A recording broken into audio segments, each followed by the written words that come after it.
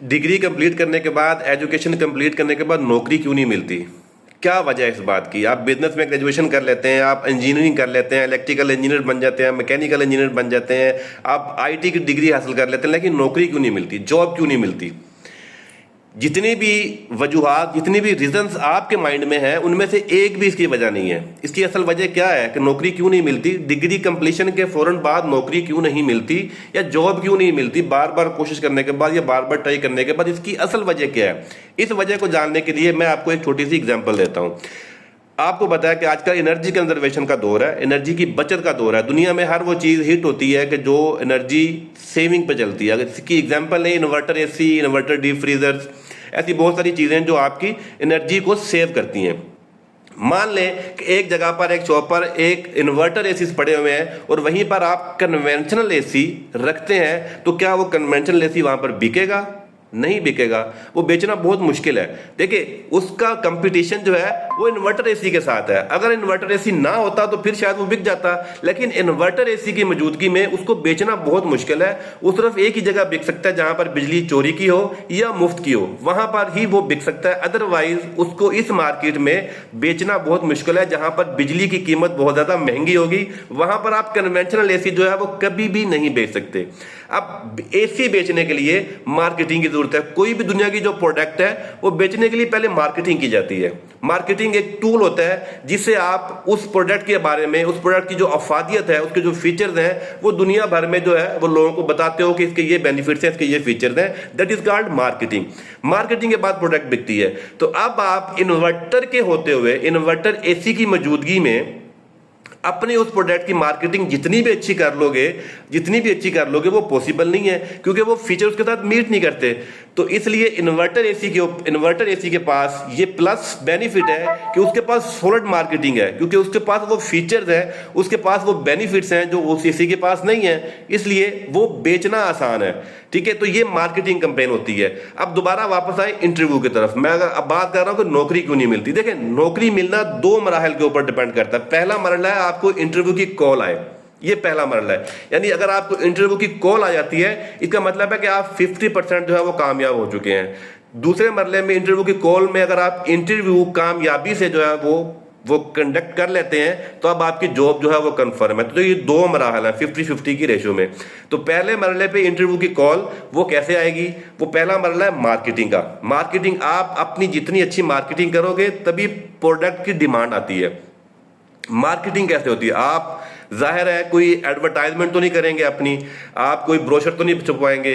तो एक ग्रेजुएट के पास, एक जो बंदा नौकरी ढूंढ रहा है, उसके पास मार्केटिंग का एक ही टूल होता है, वो है रेज्यूमे, सीवी। आपकी सीवी जो है बेसिकली वो ही एक मार्केटिंग का टूल है। आपने अपनी मार्केटिंग जो है वो सीवी की बेस के ऊपर करनी है। सीवी में ऐसी क्या चीजें हों, ऐसे फीचर हों सीवी में, ऐसी खसूसियात हों कि आपको एज अ प्रोडक्ट के तौर पर कॉल किया जाए कि हाँ ये प्रोडक्ट अच्छी लग रही है, इसको इंटरव्यू के लिए बुलाएं।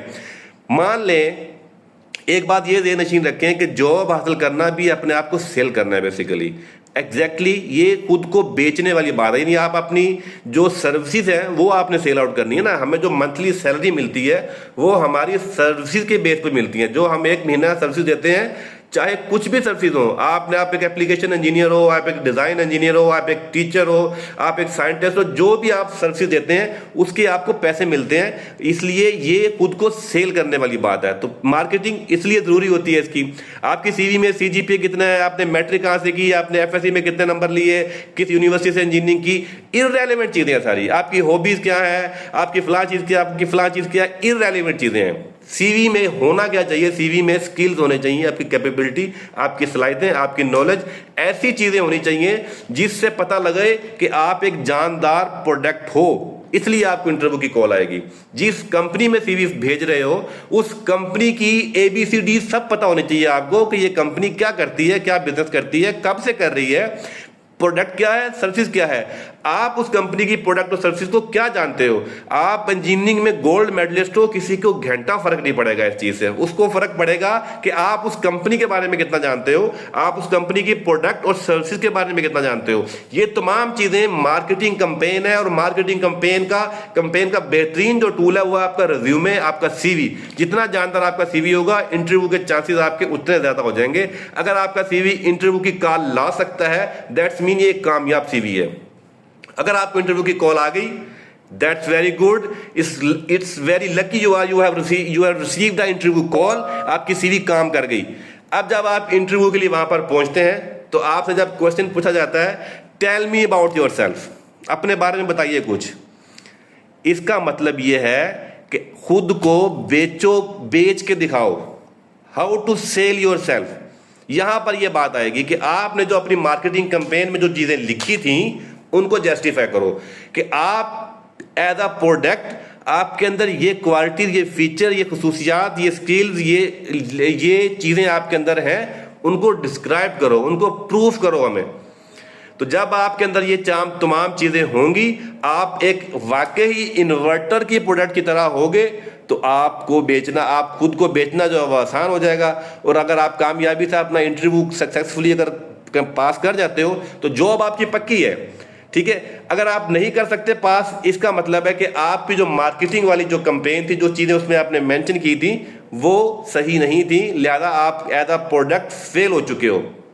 इसीलिए वापस वहां पर आए पिछली एसी वाली एग्जांपल में, तो इन्वर्टर एसी का दौर है, यहां पर कन्वेंशनल एसी नहीं बेचा जा सकता। इन्वर्टर एसी की जो फीचर्स हैं, जो क्वालिटीज हैं, वो दुनिया मांगती है, वो डिमांड की जाती है, उसकी डिमांड नहीं है। तो जब तक आप अपने आप को इन्वर्टर एसी में कन्वर्ट नहीं करोगे तो आप कन्वेंशनल एसी बन के खुद को सेल नहीं करवा सकते, आपकी वैल्यू नहीं है। ये सारी बात का समझाने का मकसद ये है कि वैल्यू एडिशन की वजह से ही कंपनी आपको हायर करती है। अगर मुझे किसी कंपनी ने हायर किया है या हायर करना चाहती है तो actually they need value addition in your company, मुझे इसीलिए हायर किया जा रहा है। अगर मेरे अंदर कोई ऐसी सलाहियतें नहीं है, ऐसी कैपेबिलिटीज नहीं है, ऐसे स्किल्स सेट नहीं है मेरे पास जिसकी मदद से मैं उसकी कंपनी में वैल्यू ऐड कर सकूं, तो वो क्यों रखेगा मुझे, इसलिए जॉब नहीं मिलती। तो जब तक हम अपने आप को कन्वेंशनल एसी बना के रखेंगे तब तक हमें जॉब नहीं मिल सकती। यही एक रीज़न है। आपके पास डिग्री में जितने मर्जी नंबर हैं, आपने चाहे गोल्ड मेडल लिया हुआ है, चाहे आपका CGPA जो जितना मर्जी अच्छा स्कोर है आपका, उससे कुछ फर्क नहीं पड़ेगा। फर्क पड़ेगा आपके पास वैल्यूज कौन सी हैं, आपके पास जो है सलाहियतें क्या हैं, आप मसलों को, प्रॉब्लम को कैसे हैंडल करते हो भाई। ये चीज़ें मैटर करती हैं, बाकी सारी चीज़ें इररिलेवेंट है। डिग्री, एजुकेशन, नंबर सेकेंडरी चीजें हैं। प्राइमरी चीजें हैं हमारी कैपेबिलिटी, हमारा कॉन्फिडेंस लेवल, हमारे मैनेजमेंट स्किल्स, हमारा बोलना, हमारा सुनना, हमारा रिस्पॉन्ड करना, ये सारी चीजें जो है वो मैटर करती हैं। तो इसलिए यही इसका आंसर है कि नौकरी क्यों नहीं मिलती डिग्री करने के बाद। जब तक हम खुद को कन्वेंशनल एसी